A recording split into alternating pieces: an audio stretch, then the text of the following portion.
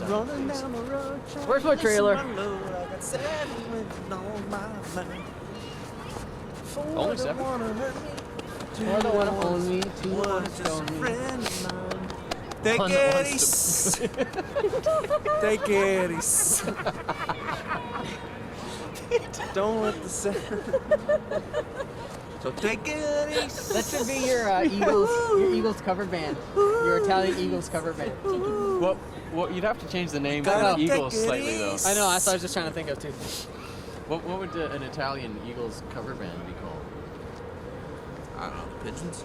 Jordan and I reprised our characters from the Boomerang video as well, which I thought maybe we get pulled over on the side of the road and our car gets stolen in the Boomerang video and you don't know what happens to us. Well, maybe we ended up hitchhiking to this party in Act 2 because we're there to deal drugs. And then Slick Shepard shows up again because he's looking for my character.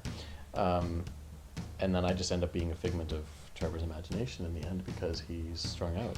So again, there's that representation of what's real, what's reality, what's a representation of this person, and what's all in your head, and how do we create reality. That makes sense. And I'm going through the other guy. I look online. Get the shot. Yeah, I look like an idiot. I think I had a lot of fun just playing sort of 3 different characters in the film. You know, playing myself in the real world, you know, is like, this is Robb Johannes, the singer of Paint.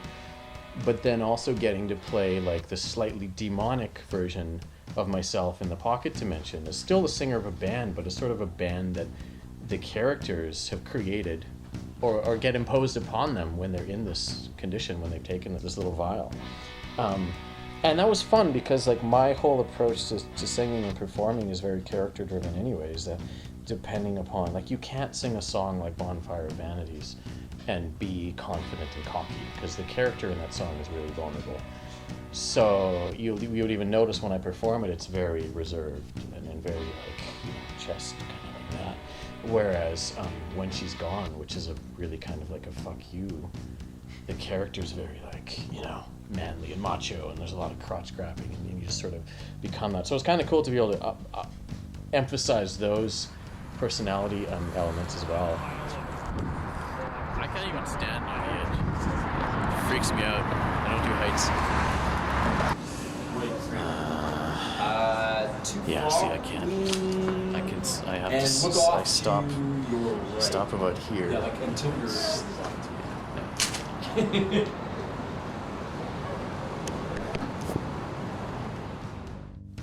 And then I got to play this Bob character based on Twin Peaks, and the thing with me is like and you knew this all along. I'm petrified about anything anything related to horror films, anything scary, anything violent. Just you were not the advocate for Twin Peaks in the band. That is other members. No. And so we had to sort of explain to Rob what Twin Peaks was and how pivotal of a piece of television this is. And the few clips that you did show me just like fucking freaked me out. I couldn't sleep at night. So it was really creepy to have to play How's this. Annie? But I mean, I just remember playing this Bob character, and I creeped myself out to the point where when we were doing the scene in the washroom, you were like, after I'm laughing, you know, demonically is cackling at poor Trevor while he's, you know, ODing on the floor. Like that was all part of my master mission to just fucking destroy his life. And I'm laughing in the mirror, and then you yell cut, and I'm just like, "Do we get that?" And you're like, "Yeah." I'm like, "Okay, can I go now?" I couldn't believe, like, it was really creepy, but I guess it was affirming about the ability to just play different characters and physically to be the same in the same body, but to use different gestures and body language and ways of walking to just be somebody else entirely. It was kind of fun to just let go. Cut! Indiana Jones and They're the making more herniated disc. Indiana Jones and the silver steel walker. Indiana Jones and where's my pension? Indiana Jones and the Lost Cup of Metamucil. Indiana Jones and the Mystery of the Prunes. Indiana Jones and the Lost Prune Juice. Yeah. So okay, here's the general scene. Yeah, I get it. You're gonna stop, look at me, like as though I'm Zach. You're kind of confused. You're like, you don't know where I came from, and then maybe casually look back towards Devin, and you're kind of like, are you seeing this guy too? Because like, this dude just appeared in front of me. Am I tripping balls here, or like? Maybe I am. Yeah. Well, I mean, he's the one tripping balls, so maybe that's how you all end up in this room. Is you have to be tripping balls. I don't know. Well, I'm a member of Paint, so I'm in the live shots. Obviously, we did a lot of performance takes in our white room scenes. I guess I don't really have like a specific character. I did one scene where I'm a patron at a bar, and our star Zach and his character is at the bar, and he's had a rough go of it. So, it's a daytime thing, and he's drinking his woes away in the middle of the day. And I shared that scene with Jessica Speziale as well, who played our bartender. And so, yeah, I'm like anonymous bar patron one. And I give him a head nod to say, yeah, I'm here. And then I disappear when the world's warp. Indiana Jones and I have to be back at 6 because Matlock's on. Indiana Jones and the Crusade for the Bathroom. Indiana Jones and dinner at 4. Yeah, Indiana Jones and the Early Bird Special, followed by Matlock, and a Werther's Original and a phone call from your son. And then you go to bed. My cameo, yeah, first of all, I am thrilled and grateful that I have a cameo in it because, like I said, I joined late, and I thought, wow, by the time this film comes out, I'll have been in the band over 6 months, and so it was really nice to be included in the film. And I'm basically playing an author, and my name is Hannah Rosenbass, and I like to drink coffee out of a mug that has a bass clef on it.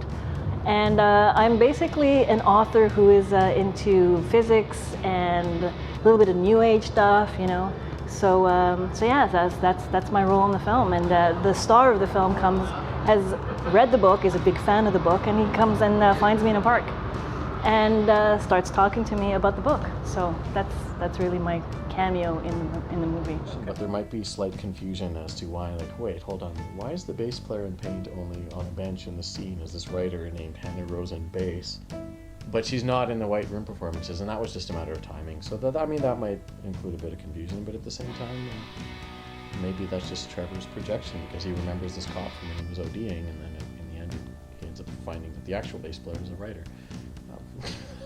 So, again, see, my brain is starting to hurt. It's starting to leak out of your orifices. Thinking about all of the levels of symbolism in this film. Indiana Jones and oops, I crapped my pants. Indiana Jones and my pills. Indiana Jones and I have to eat by noon to take my back pills.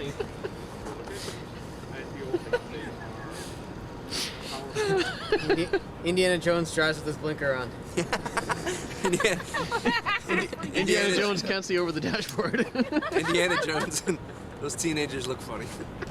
We've carried over Slick Shepard, the detective character played by drummer Devin Jannetta. Slick is a legend in his own mind. Slick, this is the third time I've played Slick Shepard with Paint. So first time, video for She Leaves, where I was playing an undercover detective, and we had props on set, and one of the props was a badge. I opened the badge, and inside was the name Slick Shepard, which I thought was a fantastic name. We had no idea, so it kind of adopted a bit of a character based on that name. This detective who's quite good at what he does, but has sort of a shady past, checkered past.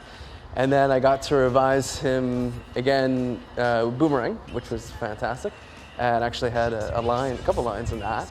And then with this project, Slick Returns. Slick Shepard has more ODs than arrests.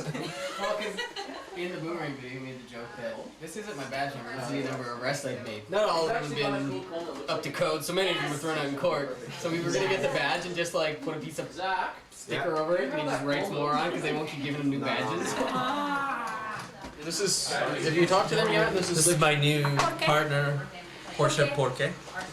Last partner, Kenzie Quickwell, great detective, but we just didn't see eye to eye, because she was a lot taller than him. Okay. Yes. Okay.